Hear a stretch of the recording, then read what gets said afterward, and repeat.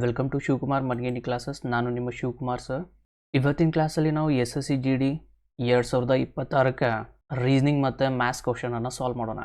ಯಾರೆಲ್ಲ ಇನ್ನೂ ನಮ್ಮ ಆ್ಯಪನ್ನು ಡೌನ್ಲೋಡ್ ಮಾಡಿಲ್ಲ, ಆ್ಯಪನ್ನು ಡೌನ್ಲೋಡ್ ಮಾಡಿಕೊಂಡು ಕ್ಲಾಸನ್ನು ಅಟೆಂಡ್ ಮಾಡಿ. ಇವೆಲ್ಲ ಕ್ವಶನು 4 ಫೆಬ್ರವರಿ 2025 ಶಿಫ್ಟ್ 1ರ ಕ್ವಶನ. ಇದು ಫಸ್ಟ್ ಕ್ಲಾಸ್ ಆಗಿರುತ್ತೆ.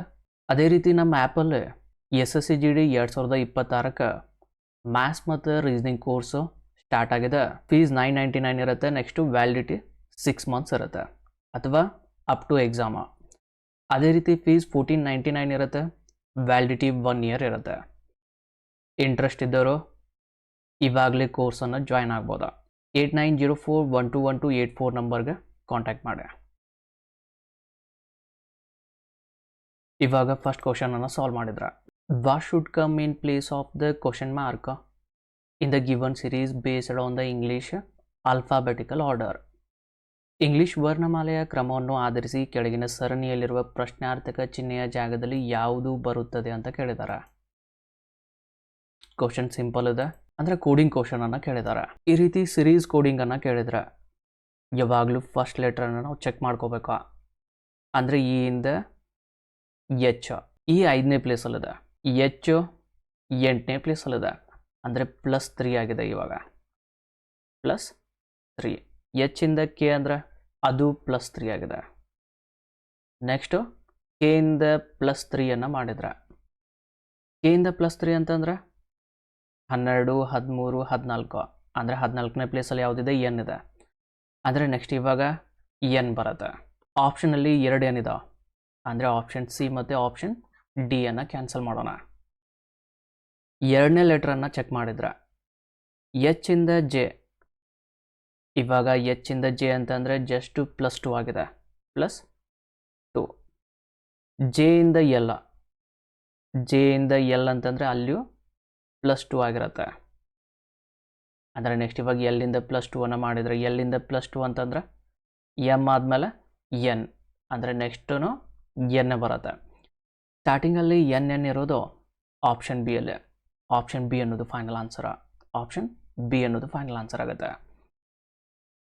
ನೀವು ಲಾಸ್ಟ್ ಲೆಟ್ರು ಕಂಡು ಹಿಡಿತೇನಂತಂದರೆ ಓ, ಅದಾದಮೇಲೆ ಪಿ, ಅಂದರೆ ಜಸ್ಟ್ +1 ಆಗಿದೆ.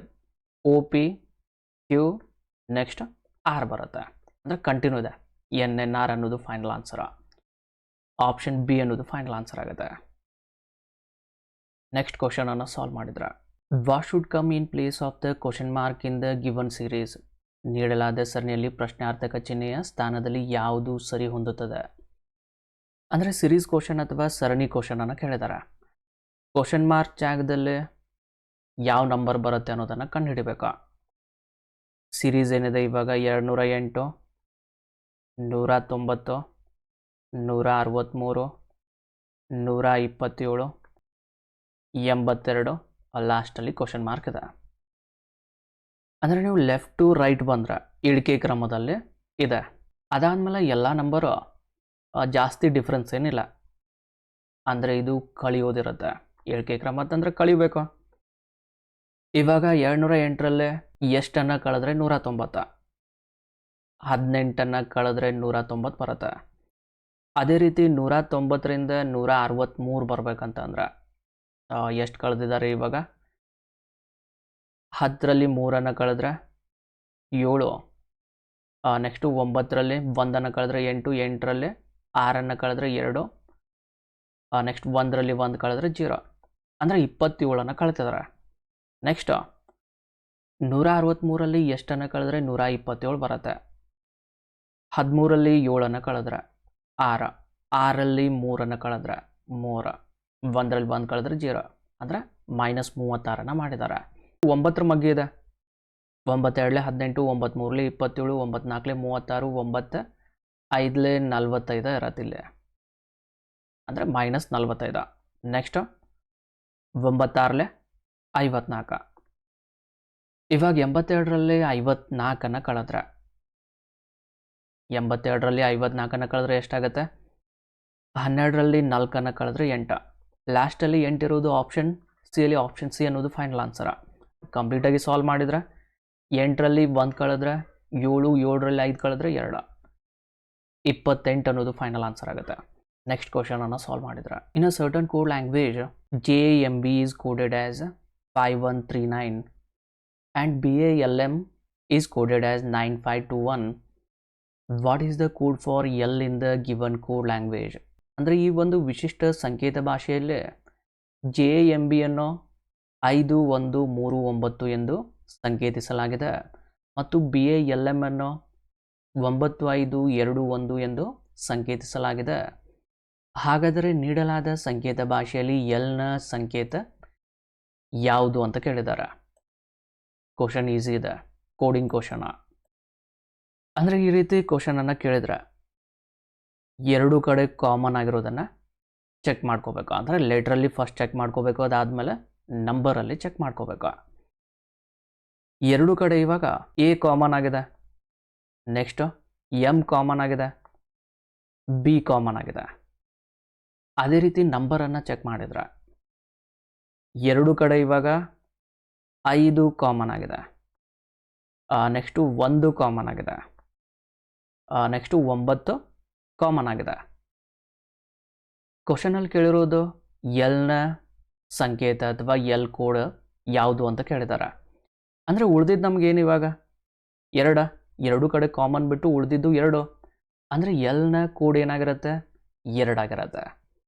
ಆಪ್ಷನ್ ಎಲ್ಲಿ 2 ಇದೆ, ಆಪ್ಷನ್ ಎ 2 ಅನ್ನೋದು ಫೈನಲ್ ಆನ್ಸರ. ಇನ್ ಕೇಸ್ ಇವಾಗ ಕ್ವಶನಲ್ಲಿ J ಕೋಡಿಂಗನ್ನು ಕೇಳಿದ್ರೆ ಅಲ್ಲಿ ಉಳಿದಿದ್ದು ಯಾವುದು? 3 ನಂಬರ. ಅಂದರೆ J ಕೋಡಿಂಗ್ ಏನಾಗಿರುತ್ತೆ? 3 ಆಗಿರುತ್ತೆ. ಯಾವ್ದು ಕೇಳಿರ್ತಾರೆ ನೋಡಿ, ಅದನ್ನ ನೋಡಿಕೊಂಡು ಫೈನಲ್ ಆನ್ಸರನ್ನು ಮಾಡಿ. ನೆಕ್ಸ್ಟ್ ಕ್ವಶನನ್ನು ಸಾಲ್ವ್ ಮಾಡಿದ್ರೆ ಬ್ಲಡ್ ರಿಲೇಷನಲ್ಲಿ ಟೈಪ್ 3 ಕ್ವಶನನ್ನು ಕೇಳ್ತಾರೆ. ಅಂದರೆ ಟೈಪ್ 3 ಕ್ವಶನ್ಗೆ ನೀವು ಸಪ್ರೇಟಾಗಿ ಮೆಥಡನ್ನು ಕಲಿಬೇಕು. ನಾರ್ಮಲಾಗಿ ನೀವು ಡೈಗ್ರಾಮನ್ನು ಯೂಸ್ ಮಾಡಿದರೆ ಟೈಮ್ ಜಾಸ್ತಿ ಹೋಗುತ್ತೆ ಈ ಕ್ವಶನ್ಗೆ. ಅಂದರೆ ಸಪ್ರೇಟಾಗಿ ಇದ್ರ ಮೆಥಡನ್ನು ನೀವು ಚಾಪ್ಟರ್ ವೈಸ್ ಕ್ಲಾಸಲ್ಲಿ ಕಲಿತೀರಾ. ಇವಾಗ ಡೈರೆಕ್ಟಾಗಿ ಕ್ವಶನನ್ನು ಸಾಲ್ವ್ ಮಾಡೋಣ. ಈ ಸಿಂಬಾಲನ್ನು ಯೂಸ್ ಮಾಡ್ಕೋಬೇಕು. ಅಂದರೆ ಕ್ವಶನನ್ನು ನಾವು ಎಲ್ಲಿ ಸ್ಟಾರ್ಟ್ ಮಾಡಬೇಕು? ಇವಾಗ how is J related to N, ಈ ಪಾಯಿಂಟನ್ನು ಫಸ್ಟು ನೋಡಬೇಕು. ಅಂದರೆ J ಅವರು N ಅವರಿಗೆ ಹೇಗೆ ಸಂಬಂಧಿ ಅನ್ನೋದು ಕ್ವಶನ. ನಾವು ಈ ಪಾಯಿಂಟನ್ನು ಫಸ್ಟು ಕನ್ಸಿಡರ್ ಮಾಡಬೇಕು. ಇವಾಗ J ಮತ್ತು N ಎಲ್ಲಿ ಇದೆ ಅಂತ ಅನ್ನೋದನ್ನು ನೋಡ್ಕೋಬೇಕು. N J ಅಂದರೆ ನಾವು ಇದನ್ನು ಮಾತ್ರ ಸಾಲ್ವ್ ಮಾಡ್ಕೋಬೇಕು. N ಆಟ್ ಇದೆ, ನೆಕ್ಸ್ಟು ಈ ಡೈಮಂಡ್ ಸಿಂಬಾಲು, ನೆಕ್ಸ್ಟ್ J, ಇದಷ್ಟೇ ಸಾಲ್ವ್ ಮಾಡಬೇಕು. ಇವಾಗ ನೆಕ್ಸ್ಟ್ ಕ್ವಶನಲ್ಲಿ ಎಕ್ಸ್ ಲೆಫ್ಟ್ ಸೈಡ್ ಇದೆ, ನೆಕ್ಸ್ಟು ಇಲ್ಲಿಯೂ ಲೆಫ್ಟ್ ಸೈಡ್ ಇದೆ. ಅಂದರೆ ನಾವು ಇವಾಗ ಲೆಫ್ಟ್ ಸೈಡ್ ಹೋಗ್ಬೇಕು. ಈ ರೀತಿ ಲೆಫ್ಟ್ ಸೈಡ್ ಹೋಗ್ಬೇಕು. ಇವಾಗ ಲೆಫ್ಟ್ ಸೈಡ್ ಹೋಗ್ತಾ ಇದೆ ಅಂತಂದ್ರೆ ನಾವು ರೈಟ್ ಸೈಡು ನಿಲ್ಲಬೇಕು. ಇವಾಗ ಕ್ವಶನಲ್ಲಿ ಆ್ಯಟ್ ಅಂದರೆ ಕ್ವಶನಲ್ಲಿ ಡಾಟರ್ ಅಥವಾ ಮಗಳು, ಕನ್ನಡದಲ್ಲಿ ಬರೆಯೋಣ ಮಗಳು ಅಂತಂದ. ನೆಕ್ಸ್ಟ್ ಡೈಮಂಡ್ ಅಂತಂದರೆ ಹಸ್ಬೆಂಡ್ ಅಥವಾ ಪತಿ ಅಂತ ತಗೊಳ್ಳೋಣ. ಅಂದರೆ ಈ ಕ್ವಶನನ್ನು ನೀವು ಸಾಲ್ವ್ ಮಾಡ್ತಾ ಇದ್ದಾಗ ನೀವೇ ಆ ಪ್ಲೇಸಲ್ಲಿ ಇದ್ದೀರಾ ಅಂತ ಅನ್ಕೋಬೇಕು. ಇವಾಗ J ಪ್ಲೇಸಲ್ಲಿ ನೀವಿದ್ದೀರಾ. ನಿಮ್ಮ ಪತಿ ಅಂತಂದರೆ ನೀವು ಈ ಪ್ಲೇಸಲ್ಲಿ ಹುಡುಗಿ ಆಗಿರ್ತೀರ. ನಿಮ್ಮ ಪತಿ ಅಥವಾ ನಿಮ್ಮ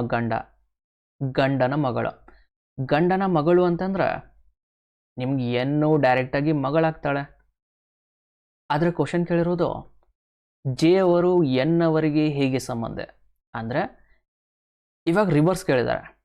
ಅಂದರೆ N ಪ್ಲೇಸಲ್ಲಿ ನೀವಿದ್ರೆ J ಅವರು ನಿಮ್ಗೆ ಏನಾಗ್ತಾರೆ? N ಅವರು J ಅವರಿಗೆ ಮಗಳಾದ್ರ, ಅದೇ ರೀತಿ J ಅವರು N ಅವರಿಗೆ ತಾಯಿ ಆಗ್ತಾರೆ. ಆಪ್ಷನ್ ಸಿ ಯಲ್ಲೇ ತಾಯಿ ಅಥವಾ ಮದರ್ ಇದೆ. ಆಪ್ಷನ್ ಸಿ ಅನ್ನೋದು ಫೈನಲ್ ಆನ್ಸರ್ ಆಗುತ್ತೆ. ಆಪ್ಷನ್ ಸಿ ಅನ್ನೋದು ಫೈನಲ್ ಆನ್ಸರ್. ಅಂದರೆ ಈ ಕ್ವಶನ್ ನೀವು ಸಪ್ರೇಟಾಗಿ ಮೆಥಡನ್ನು ಕಲ್ತ್ರೆ ಮಾತ್ರ ಈ ಕ್ವಶನನ್ನು ಫಾಸ್ಟಾಗಿ ಸಾಲ್ವ್ ಮಾಡ್ಬೋದು. ಅಂದರೆ ಈ ಟೈಪ್ ಕ್ವಶನನ್ನು ನೀವು ಜಾಸ್ತಿ ಸಾಲ್ವ್ ಮಾಡ್ತಾ ಹೋದರೆ ಈಸಿಯಾಗಿ ಈ ಕ್ವಶನನ್ನು ಸಾಲ್ವ್ ಮಾಡ್ಬೋದು. ಅಂದರೆ ಇದರಲ್ಲಿ ಕೆಲವೊಂದು ಕ್ವಶನ್ನ ಟ್ವಿಸ್ಟ್ ಕೇಳ್ತಾರೆ. ಅಂದರೆ ಎಲ್ಲ ಕ್ವಶನನ್ನು ಸಾಲ್ವ್ ಮಾಡಿದರೆ ಮಾತ್ರ ನಿಮ್ಗೆ ಯಾವ ಟೈಪ್ ಕ್ವಶನನ್ನು ಕೇಳ್ತಾರೆ ಅನ್ನೋದು ಒಂದು ಐಡಿಯಾ ಬರುತ್ತೆ. ಯಾರೆಲ್ಲ ನೋಡಿ ಆಲ್ರೆಡಿ ಕೋರ್ಸನ್ನು ಜಾಯ್ನ್ ಆಗಿದ್ದಾರೆ, ಬ್ಲಡ್ ರಿಲೇಷನ್ ಕ್ವಶನನ್ನು ಸ್ವಲ್ಪ ಜಾಸ್ತಿ ಅಟೆಂಡ್ ಮಾಡಿ. ಯಾಕಂದರೆ ಇವಾಗ ರೀಸ್ನಿಂಗಲ್ಲೇ ಕೆಲವೊಂದು 2-3 ಕ್ವಶನ್ ಟಫ್ ಬರೋದ್ರಲ್ಲಿ ಬ್ಲಡ್ ರಿಲೇಷನ್ ಕೂಡ ಒಂದು. ಓಕೆ, ನೆಕ್ಸ್ಟ್ ಕ್ವಶನನ್ನು ಸಾಲ್ವ್ ಮಾಡಿದ್ರೆ the sequence of folding a piece of paper and the manner in which the folded paper is cut is shown in the following figures. How would this paper look when unfolded? ಒಂದು ಕಾಗದವನ್ನು ಮಡಚುವ ಮತ್ತು ಮಡಚಿದ ಕಾಗದವನ್ನು ಕತ್ತರಿಸುವ ವಿಧಾನವನ್ನು ಈ ಕೆಳಗಿನ ಚಿತ್ರಗಳಲ್ಲಿ ತೋರಿಸಲಾಗಿದೆ. ಈ ಕಾಗದವನ್ನು ಬಿಚ್ಚಿದಾಗ ಅದು ಹೇಗೆ ಕಾಣಬಹುದು ಅನ್ನೋದು ಕ್ವಶನ. ಅಂದರೆ ಈ ರೀತಿ ಡಯಾಗ್ರಾಮ್ ಕ್ವಶನ್ ಅಂತೂ ಈಸಿ ಇರ್ತವೆ, ಫಾಸ್ಟಾಗಿ ನೀವು ಆನ್ಸರನ್ನು ಮಾಡ್ಬೋದಾ, ಆದರೆ ಕೇರ್ಫುಲ್ಲಾಗಿ ಆನ್ಸರನ್ನು ಮಾಡಿ. ಇವಾಗ ಒಂದು ಪೇಪರ್ ಇರುತ್ತೆ, ಫಸ್ಟ್ ಒನ್ನು ಓಪನ್ ಪೇಪರ, ಅದನ್ನ ಫಸ್ಟು ಮಡಿಸ್ತಾರೆ. ಅಂದರೆ ಮಡಿಸಿದ ಮೇಲೆ ಅದು ಈ ರೀತಿ ಹಾಫ್ ಆಗುತ್ತೆ. ನೆಕ್ಸ್ಟು ಅದನ್ನ ಈ 3 ಪ್ಲೇಸಲ್ಲಿ ಕಟ್ ಮಾಡ್ತಾರೆ ಈ ರೀತಿ. ಇವಾಗ ನೆಕ್ಸ್ಟ್ ಓಪನ್ ಮಾಡಿದರೆ ಫಿಗರು ಈ ರೀತಿ ಕಾಣುತ್ತೆ. ಈ ರೀತಿ ಇರೋದು ಆಪ್ಷನ್ ಸಿ ಅಲ್ಲಿ ಮಾತ್ರ. ಆಪ್ಷನ್ ಸಿ ಅನ್ನೋದು ಫೈನಲ್ ಆನ್ಸರ್ ಆಗುತ್ತೆ. ಆಪ್ಷನ್ ಸಿ ಅನ್ನೋದು ಫೈನಲ್ ಆನ್ಸರ್. ಕ್ವಶನ್ ಈಸಿ ಇರ್ತವೆ. ಈ ರೀತಿ ಕ್ವಶನನ್ನು ನೀವು ಫಾಸ್ಟಾಗಿ ಕ್ವಶನನ್ನು ಸಾಲ್ವ್ ಮಾಡಿಕೊಂಡು ಟಫ್ ಇರೋ ಕ್ವಶನ್ಗೆ ಟೈಮನ್ನು ಜಾಸ್ತಿ ಕೊಡಬೇಕಾಗತ್ತೆ. ಇದು ಡೆಮೋ ಕ್ಲಾಸ್ ಆಗಿರುತ್ತೆ. ಜಸ್ಟ್ 5 ಕ್ವಶನನ್ನು ತೊಗೊಂಡಿದ್ದೆವು. ನೆಕ್ಸ್ಟು ಚಾಪ್ಟರ್ ವೈಸ್ ಕ್ಲಾಸನ್ನು ಸಾಲ್ವ್ ಮಾಡ್ತಾ ಇದ್ದಾಗ ಆಲ್ಮೋಸ್ಟ್ 30 ಕ್ವಶನು ಒಂದೇ ಕ್ಲಾಸಲ್ಲಿ ಸಾಲ್ವ್ ಆಗ್ತಾವೆ. ಟಫ್ ಕ್ವಶನ್ ಇದ್ದರೆ ಒಂದು ಕ್ಲಾಸಲ್ಲಿ 20 ಕ್ವಶನನ್ನು ಸಾಲ್ವ್ ಮಾಡ್ಬೋದು. ಓಕೆ, ನೆಕ್ಸ್ಟ್ ಇವಾಗ ಚಾಪ್ಟರ್ ವೈಸ್ ಕ್ಲಾಸ್ ಸ್ಟಾರ್ಟ್ ಆದರೆ ಡೈಲಿ 9 PM to 10:30 ಕ್ಲಾಸ್ ಇರುತ್ತೆ. ನೆಕ್ಸ್ಟು ಇನ್ನು ಯಾರೆಲ್ಲ ಜಾಯ್ನ್ ಆಗಿಲ್ಲ ನೋಡಿ, ಆದಷ್ಟು ಬೇಗ ಜಾಯ್ನ್ ಆಗಿ 2023 ನೆಕ್ಸ್ಟು 2024 ಎಲ್ಲ ಚಾಪ್ಟರ್ ವೈಸ್ ಕ್ಲಾಸನ್ನು ಅಟೆಂಡ್ ಮಾಡಿ. ನೆಕ್ಸ್ಟು ಅಕ್ಟೋಬರ್ 1ರಿಂದ ಹೊಸ ಕ್ವಶನನ್ನು ಸಾಲ್ವ್ ಮಾಡ್ತೇವೆ. ಆವಾಗ ನಿಮ್ಗೆ ರಿವಿಷನ್ ಆಗುತ್ತೆ. ನೀವು ಆವಾಗ ಜಾಯ್ನ್ ಆದರೆ ಹಿಂದಿನ ಕ್ಲಾಸು ನೆಕ್ಸ್ಟು ಹೊಸ ಕ್ಲಾಸು ಎರಡೂ ಅಟೆಂಡ್ ಮಾಡಬೇಕಂದ್ರೆ ಜಾಸ್ತಿ ಟೈಮ್ ಹೋಗುತ್ತೆ. ಆದಷ್ಟು ಬೇಗ ಹಿಂದಿನ ಕ್ಲಾಸನ್ನು ನೀವು ಕಂಪ್ಲೀಟ್ ಮಾಡ್ಕೊಂಡ್ರೆ ನೆಕ್ಸ್ಟು ಹೊಸ ಕ್ಲಾಸು ಸ್ಟಾರ್ಟ್ ಆದಾಗ ಈಸಿ ಆಗುತ್ತೆ. ಇಂಟ್ರೆಸ್ಟ್ ಇದ್ದವರು ಡೈರೆಕ್ಟಾಗಿ ಈ ನಂಬರ್ಗೆ ಕಾಂಟ್ಯಾಕ್ಟ್ ಮಾಡಿ. ನೆಕ್ಸ್ಟ್ ಕ್ಲಾಸಲ್ಲಿ ಸಿಗೋಣ. ಓಕೆ, ಬಾಯ್.